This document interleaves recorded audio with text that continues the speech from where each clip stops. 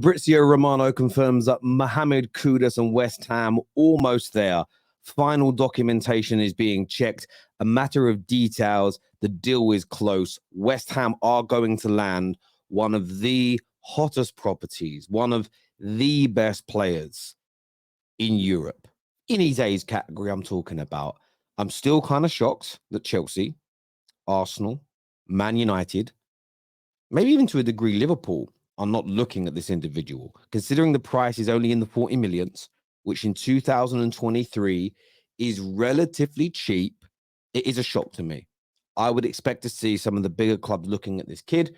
And I say that because my full belief is that in 18 months to 2 years' time, West Ham are going to end up having to sell him for £100+ million because of how good he is.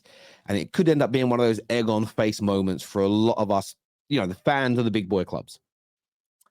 Brilliant piece of business for West Ham. Gives them so much more firepower, creativity, goal-scoring threat when it comes to the attack.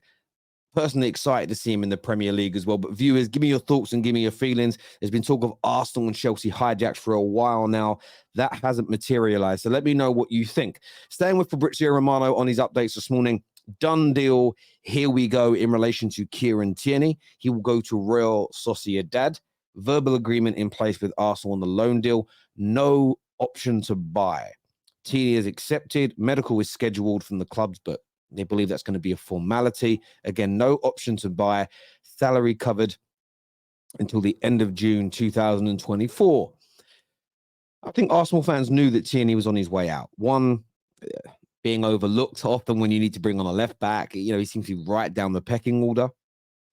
What Mikel Arteta wants from his fullbacks now is very different to maybe 2 or 3 years ago at Arsenal. And Kieran Tierney is more of a traditionalist, I would say, as opposed to being able to play the inverted role, which is so popular now at Arsenal and Man City and clubs like them with their coaches.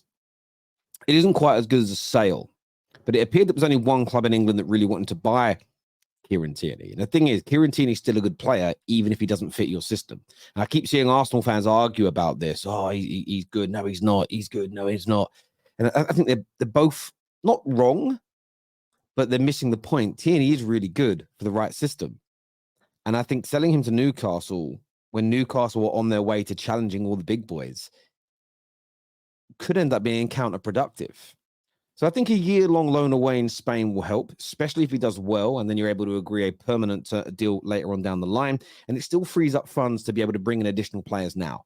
Clubs in the short term will often look at the salaries of a player as being a bigger hindrance than a transfer fee because of the way transfer fees are spread over a longer period of time. But Tierney is gone. On top of that, there's an update today that Balogun, he's moved to Monaco, £38 million, is also almost complete, almost over the line. £38 million in totality is the fee that the Evening Standard put out here as being agreed. Now, you all know my thoughts on the situation with Balogun. I feel as though Arsenal should have come to an agreement with him. I believe he will be a better football player than Eddie Nketiah. I believe he has the ability to be an absolute top bagsman. This guy will bag goals for fun, in my opinion, in the right system with the right management around him.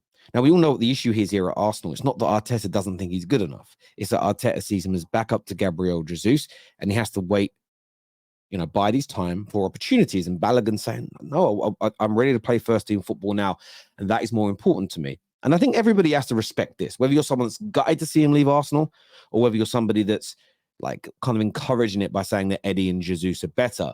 The long and the short of it is this isn't about his ability. It's about where he sees himself right now compared to where Arteta sees him in the pecking order. And like we said about Tierney, it's not about being good or bad. It's about, are you right for the system?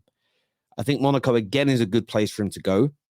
There was talk of Chelsea or whoever else coming in for him. Selling to rivals is always, it always puts you on a sticky wicket if that player ends up turning out to be a star for that club. Your fans are very unforgiving when that happens. The big question is now for Arsenal, where is that money going to go? There's talk in this article on the Evening Standard. They will look for a wide player that will help in terms of covering the position of Bukayo Saka, who does need time to rest throughout the season. I do think Bukayo Saka, at his young age, has been overused on a number of occasions. So Arsenal fans, let me know where you want to see that money spent. Make sure you're hitting the like button and share button as well. Now, another done deal put out by Fabrizio today was an interesting one to me. Nottingham Forest have agreed a loan deal for Andrey Santos. Here we go. He will join until June from Chelsea. It's set to complete. Medical is scheduled. It does say no buy option, as Chelsea see him as a key part of the future. And the reason why I say I was shocked by this is a lot of Chelsea fans, that have come on our shows, all of you in our community that react to, Chelsea's preseason games, Premier League games. Santos is a name that a lot of Chelsea fans have continued to push as an individual they want to see given a chance on an opportunity this season. They rate him. He's young, but they rate him. So for me, reading between those lines, I always felt as though he was a player that was going to stay at Chelsea, maybe on the peripheral, to begin with, playing the League Cup, maybe playing the FA Cup, come on late as a sub, but just be around the first team, be around the Chelsea experience for the season and really sort of captivate life as a Chelsea player. But he's going on loan to Nottingham Forest. And Nottingham Forest are an interesting one because they really want to play good football and they really want to progress this year. They see themselves, when you read about Nottingham Forest, as the team that can do what Brentford have done. That's how they see themselves and then grow from that point.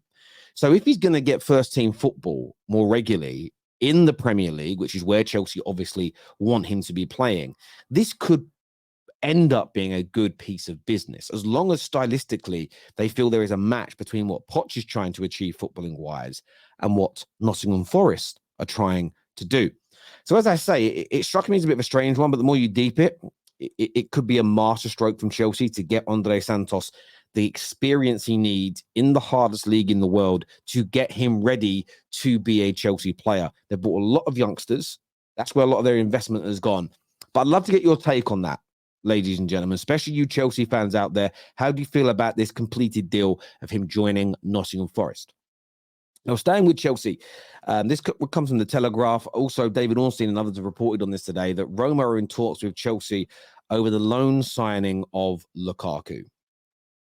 And this is an interesting one again for me. Yesterday, we had big debates on the Top 6 show over whether or not Lukaku should be given a chance. He's a proven goal scorer. He's an individual that could solve problems currently facing Chelsea Football Club. Don, on the show, very, very candid, said that the guy's a snake. He's a bad apple. You don't need characters like that within your dressing room, and you need to move them on. And on reflection of listening to that debate, I didn't really get involved. Yes, Chelsea need goals, but they don't need a personality like Lukaku in the dressing room, which is still suffering from the fractures of last season. The legacy issues created over the past couple of years have not dissipated yet at Chelsea, and it's going to take time for those wounds to heal. Lukaku has the potential to reopen some of those wounds. He has the ability to stall the recovery. He may score some goals in the short term, but some decisions you have to think beyond the end of your nose and not just what do we need now. You have to think medium and long term. And I know that football fans, we live in this world now with football fans, and we're going to talk about this at 3:30 today with Sam about Ivan Toney. It's a player that Arsenal, Chelsea, Man United are looking at. And I'm hearing this, we can't wait till January, though. We need a striker now. Well, not if he's the right guy for the job. You wait. Yes, I know everybody wants to win every trophy this season, but football is a cycle. Theoretically, it's everlasting. And not every decision made can have this current season or this current moment at the forefront. Some decisions have to be made for the medium to long term. That's why Man City are the best. Medium and long-term planning. Sometimes you do a short-term fix, but everything is planned like a game of chess, 2 or 3 or 4 moves ahead. That is how winning the best clubs in the world, pound for pound or outright, that is how they operate. Brighton know if one of their new stars is going to be purchased in the summer. They know who's coming in to replace him months, maybe even years ahead of time. The same as Man City do. So I look at this as an example of Chelsea doing the right thing. I don't think you can let this man and his poison back into your dressing room. Now, I'm not judging his personality away from football. I'm just judging the way things ended up at Man United, the way things have ended up in Italy for him, the way things ended up at Chelsea. I'm going purely on his professional background here and what we have seen. Off camera, not off camera, but like off the football pitch, in his personal life, probably an absolute gem of a bloke. Don't know him. I'm only judging it based on how things went at United, how things went at Chelsea, and right now, the fact you had two different fan bases, Inter Milan and Juve, that wanted him nowhere near their football clubs. From a professional standpoint, that is exceedingly telling. But Chelsea fans, let us know what you think and feel. Santos on his way out, Lukaku on his way out. But who do you want to see come in with Mohamed Kudus gone? Arsenal the same. Tierney gone. Balogun on the edge of leaving. Kudus is now done at West Ham. Who should your clubs be going for? Let me know in the comments section below.